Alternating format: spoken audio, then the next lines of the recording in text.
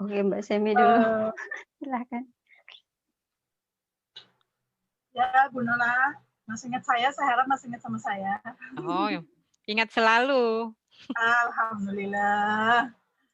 Yang saya tanyakan ialah seperti ini, Bu Nola, yaitu dengan keadaan seperti sekarang ini, yang intinya banyak sekali orang yang kehilangan pekerjaan, bermasalah dengan ekonominya, terutama yang di kampung-kampung. Yang ingin saya tanyakan ialah, apakah benar jika hati kita tergerak ingin membantu dengan orang-orang yang kekurangan, spesialnya di keadaan seperti ini, dan kita ingin sekali intinya memberi semua yang ingin kita, yang apa yang kita punya itu. Ada yang bilang itu adalah suatu tanda-tanda bahwa kita akan segera dipanggil oleh yang kuasa. Apakah itu adalah tanda-tanda yang sangat benar, Bu? Ibu? Oke, baik, Ya, saya dengar. Terima kasih. Alhamdulillah, Mbak Sami. Pertama tadi hikmah tadi saya sebutkan ihsan, ya, ihsan. Di mana ikhlas kita bekerja di Singapura, kita punya, alhamdulillah masih punya pekerjaan, masih punya gaji, lalu kita niatkan untuk membantu keluarga kita yang ada di Indonesia.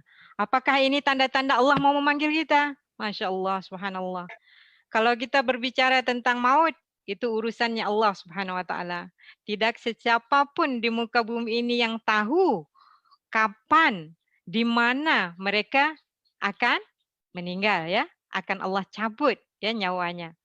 Jadi kalau kita yakin tawakal tu Allah, ya, urusan kita itu dilihat oleh Allah Subhanahu wa taala, kita tidak perlu takut. Kita tidak perlu takut dengan keadaan COVID-19 akan sayalah korbannya gitu. Jangan, ya. Makanya saya tadi dikatakan tawakal tu Allah. Yang di hati kita harus berpikir positif. Yang dikatakan keluar dari mulut kita adalah doa yang baik-baik. Dan mengenai maut itu bukan urusan kita. Bahkan ada orang berkata begini, oh 3 hari yang lalu itu dia suka memberi ini, itu tanda-tanda kayaknya dia mau meninggal.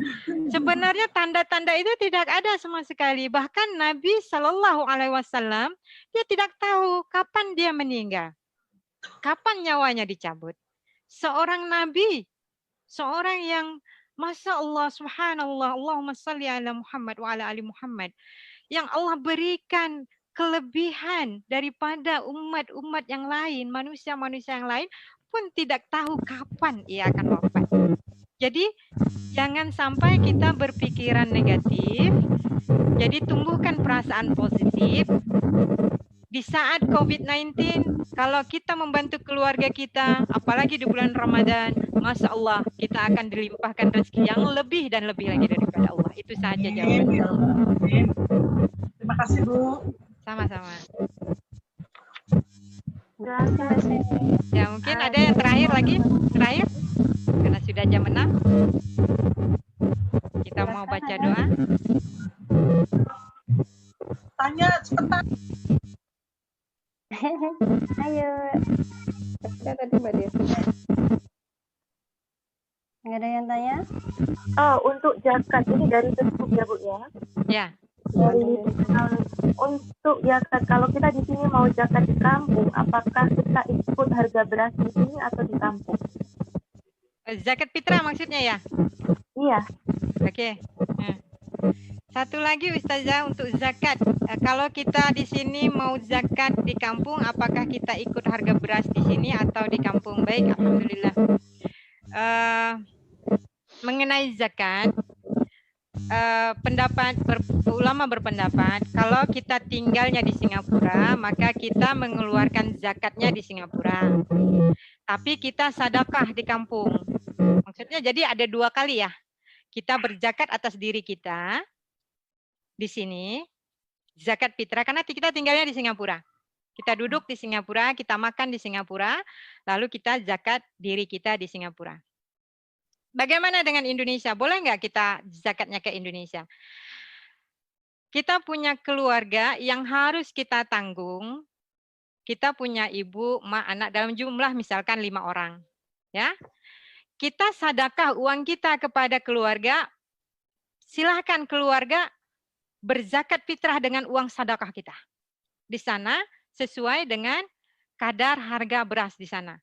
Tapi untuk kita sendiri, kalau tidak salah di Singapura sekarang zakat online ya. Zakat online satu kepala ada yang $7 lebih ya sekarang ya. Ya $7 satu kepalanya ya. Jadi hitungan 3 kilo beras ya. Tentunya harga beras berbeda-beda. Singapura beda berasnya dengan harga beras yang di Indonesia. Lalu di Indonesia harga beras apakah harus mengikuti harga beras yang kualitas pertama, kedua atau ketiga? Tergantung kebutuhan kita. Tapi kalau kita ingin walaupun kita makan beras yang sederhana, tapi kita ingin sedekah, kita ingin berzakat fitrah beras yang kualitas bagus, itu juga tidak mengapa, tidak masalah. Jadi apa yang saya ingin utarakan adalah seperti saya, misalkan saya berzakatnya di Singapura, lalu saya sedekah uang di Indonesia untuk keluarga yang memerlukan, misalkan untuk mereka saya belikan beras, misalkan di Indonesia 5 kilo, misalnya per kepala atau 10 kilo, silakan mereka berzakat dengan sedekah yang saya berikan. Seperti itu. Kalau mereka tidak mampu untuk membeli beras pada saat rumit sekarang ini. Ya, itu mungkin ya. Makasih. Jelas Mbak E. Oke. Ya. Mbak. Kurang jelas?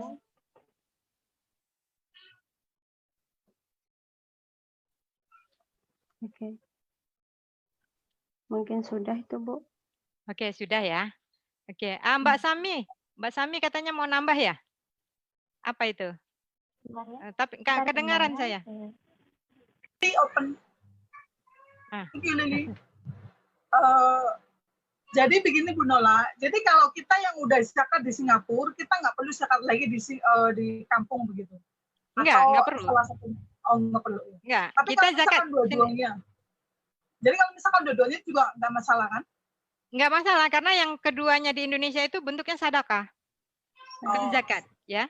Oke. Maksudnya zakat fitrah kita yang wajib kita lakukan di Singapura. Kalau kita ingin lagi di Indonesia, Itu berikan sebagai sedekah. Oke. Terima kasih. Sama-sama. Oke. Gimana Mbak Lili? Masih ada waktu? Ada lagi? Siapa lagi yang mau nanya? Ada lagi yang mau nanya? Mungkin saya dong. Tentang Assalamualaikum warahmatullahi wabarakatuh, Ibu Nola. Waalaikumsalam warahmatullahi wabarakatuh, Mbak Lili. Alhamdulillah. Tentang zakat dan sedekah ya.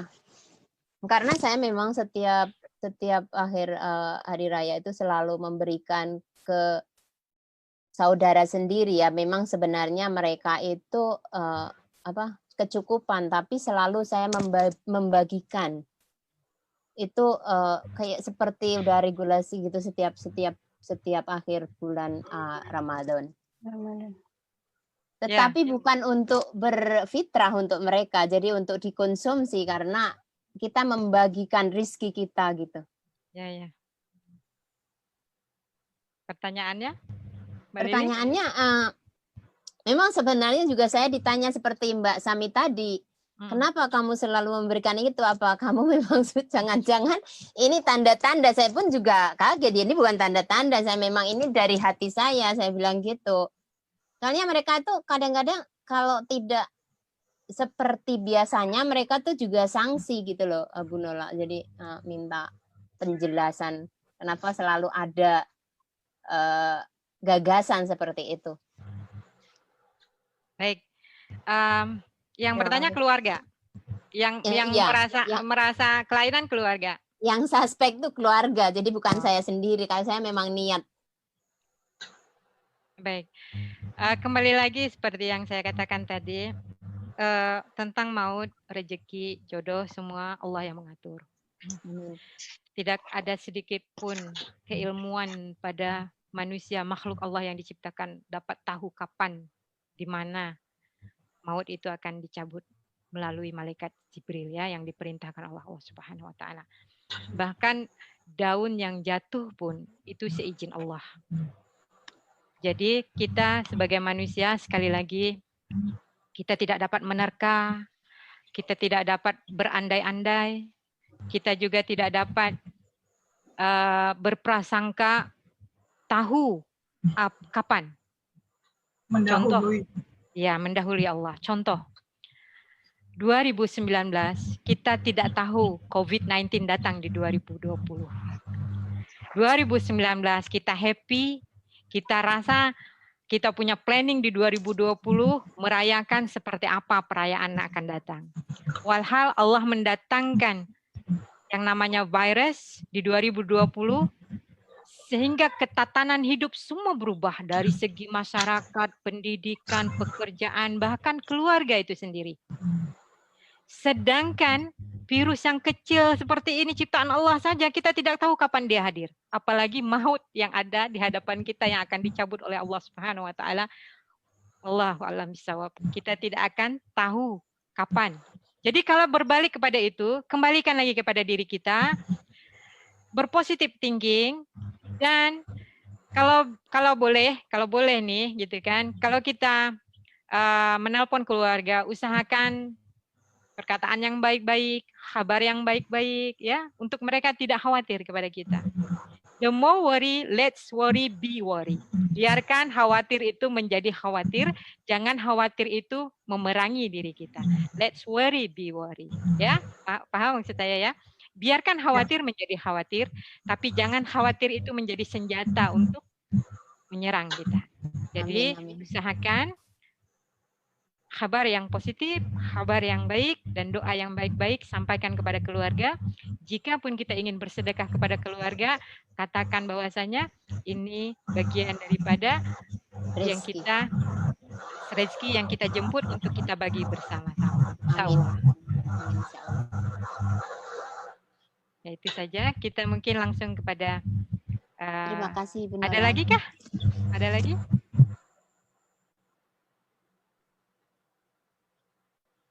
Maaf Bu Nola, bisa diulangi tadi yang khawatir boleh menjadi khawatir, tapi khawatir nggak boleh menjadi bagaimana tadi?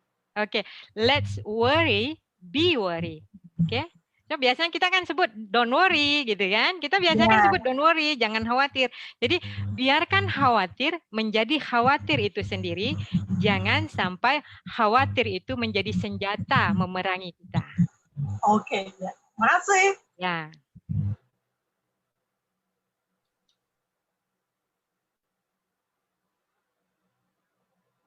Baik, terima kasih. Terima kasih untuk pertanyaannya. Mungkin ini udah ditutup ya pertanyaannya, mengingat waktu sudah jam 6 lebih. Mungkin bisa dilanjut dengan doa dulu Bu, nanti setelah doa akan terima kasih. Terima kasih. Ada ini satu lagi ya. Assalamualaikum dari Ibu Murid. Mungkin saya kasih kesempatan sedikit ya. Oh, oke. Ya, silakan dari Mbak Emi di HP Al-Ertis ya. Ini kalau dada sesak, kalau dada sesak sampai mau nangis karena ingat keluarga di kampung, baca doa apa ya Bu biar lega? Baca doa apa ya Bu biar lega? Oke. Pertama-tama kalau kita bersandar kepada Allah, yakin kepada Allah, oke? Istighfar dulu kita kepada Allah. Astagfirullahalazim, astagfirullahalazim. Alladzi la ilaha illa huwal hayyul qayyum wa atubu ilaih. Kita baca doa untuk menghadapi COVID-19 ya. Allahumma inni a'udzubika minal barasi wal jununi wal judami wal juzami wasai'il isqam ya. Ya Allah, aku berlindung kepadamu dari penyakit kulit, penyakit gila, penyakit lepra, dan penyakit yang mengerikan. Lalu ketika kita sesak dada kita, kita pegang tangan kita di sebelah kiri. Kiri ya, jantung kita kiri ya. Oke, kita pegang di sini. Kita minta kepada Allah, oke? Zikir yang banyak. Oke? Zikir. Berzikir kepada Allah. Sampai rasa dada itu hilang, rasanya sesak. Zikirnya jangan lepas. Ya, Subhanallah, subhanallah, subhanallah, alhamdulillah. Ini sebenarnya ini ajaran juga dari ibu saya almarhum. Ketika saya berpisah dengan beliau,